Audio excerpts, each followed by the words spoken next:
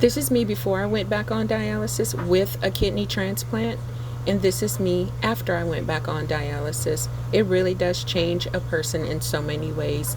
Please, if you can, try to stay off of dialysis as long as possible. You want to sing? La la la. La la la. La la la. La la la. La la la la la la. Okay, he doesn't want to sing. But we are here at the park. He just walked, and we're just sitting here making a video so that I can continue to speak about my health. So lupus and kidney failure, renal failure, end-stage renal disease, those are the two main things that I've dealt with my entire life. And like I said in the other video, it's not easy. I will not lie to anyone. I will not say that it's easy. I will not say that I'm always okay, that I'm always strong. No, I'm not.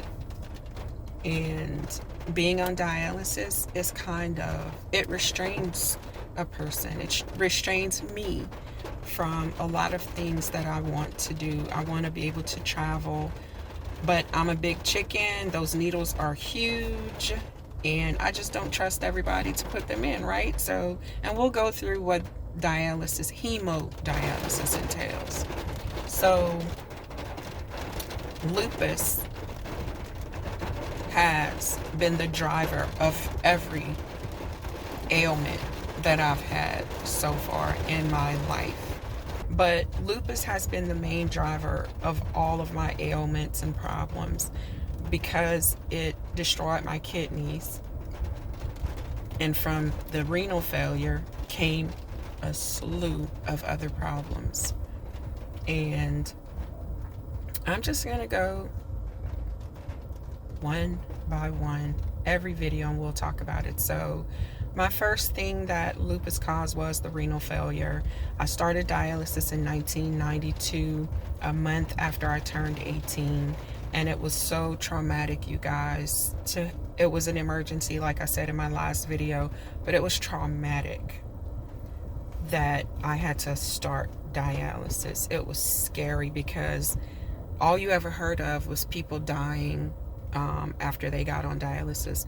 And being that I've been on for 23 years, I had a 10-year break with a transplant, so I'll talk about that in another video. But 23 years, from 1992 to 2008, and then from 2018 to current, to present, I've been on dialysis, and it's hard. If you can avoid it for as long as possible, please try to do that. Go look at my last video where I talk about NSAIDs, what they are. I didn't go into great detail. You need to speak to your doctor about that. If you have renal disease, kidney disease, you need to speak to your doctor about things like ibuprofen, NSAIDs, NSAIDs, because they will destroy your kidneys. I wish I had known all those things, all the things about animal protein. If you're spilling protein, where the protein molecule is very large, and if your kidneys are damaged, the protein will go through the filter and damage it further. So that's another thing that you need to ask your doctor about. Like, how can you minimize the protein spillage, because that causes more damage when you put more animal protein in your body. But anyway, I keep going off chart, you guys. It's just how my little brain works, okay? So if I'm all over the place, like they say, don't charge it to my heart, charge it to my head, okay? And I probably said that backwards too. But so anyway, when I went on hemodialysis, the plan was for me to be on hemo for 6 weeks and start peritoneal dialysis. So they put in a peritoneal catheter into my abdomen, and like clockwork, my abdomen healed really quickly. I started peritoneal dialysis, and I had to do it manually. So I didn't have a machine back in 1990. The machine was like $5,000 or $7,000. We just couldn't afford it.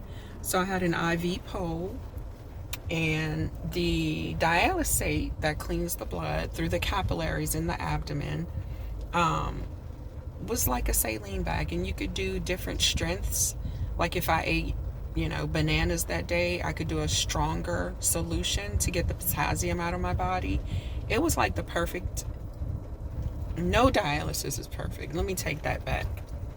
But it was the better option, being that I was 18 years old and wanting to go to school and things like that. So I did that for 4.5 years. I didn't have any trouble with peritoneal dialysis until the catheter started getting stuck in my side. Like it just stayed up for some reason. And that meant that all of the dialysate wasn't coming out like it was supposed to. So I went into the hospital to have a new type of catheter placed into my abdomen. And that catheter had a little spiral on the end. They called it a pigtail. And it was supposed to make sure that the catheter stayed down, pointed down, so that it could get all of the dialysate, because it worked by gravity, you guys. So it went in from the IV hole into my abdomen, and then when it was time to take it out, every 4 hours until I went to bed at night. So I did it 4 times a day, and it worked by gravity. So the bag that the dialysate went in was on the floor. And so it would go out, and I had to look at it and make sure it was clear, because if it was cloudy, that meant infection. Never had an infection ever in 4.5 years. And but when the doctor, and his last name was James, I don't remember his first name because it was a long time ago, and he put in the new catheter, the pigtail, that night at the hospital, I started crying. I was in so much pain. I kept telling the nurse, there's something wrong. She wouldn't take the bandage off. I took that bandage off, and my ex-husband was there with me. We were both 18. He called for help. I was covered in blisters. I had a nosocomial infection. That only means it happened in the hospital. I contracted a fungal infection during surgery, somewhere during surgery, because I didn't have it before. And I was in the hospital for almost a month. I wasn't eating, I wasn't drinking, I was clinging on to life. And the doctors, I heard them tell my ex-husband, who was my husband at the time, that I wasn't gonna live. You guys, that was the first time. No, that was actually the second time, because the hospital in New Orleans told my mother I wouldn't live past 17. So now I'm 18 and they're saying I'm not gonna live. No, I wasn't 18. I'm sorry, you guys. I'm so sorry. It was 4.5 years. So I was 22. I had to count on my fingers. I was 22, not 18. Brain fart.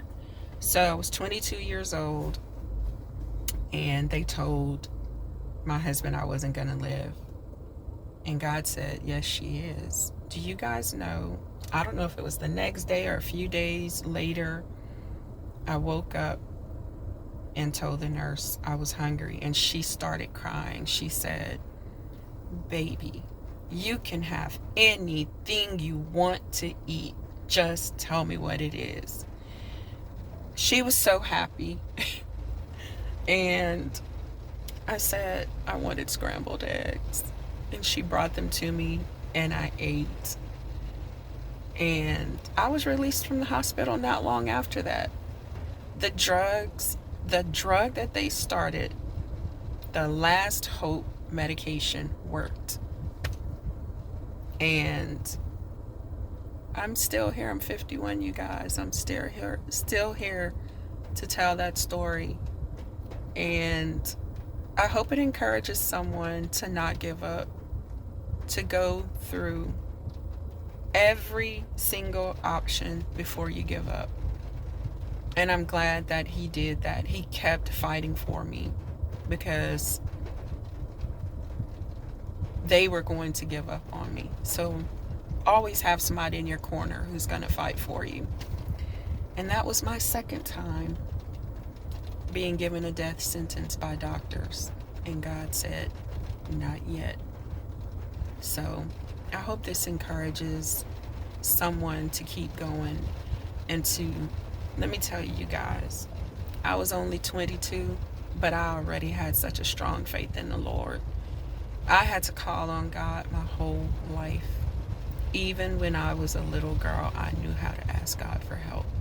Teach your children, God is real. And yes, we suffer. We suffer because there is sin and evil in this world. But God is real. Oh, God. I'm not going to get emotional on here, you guys. Have a great, great, great, blessed, beautiful day.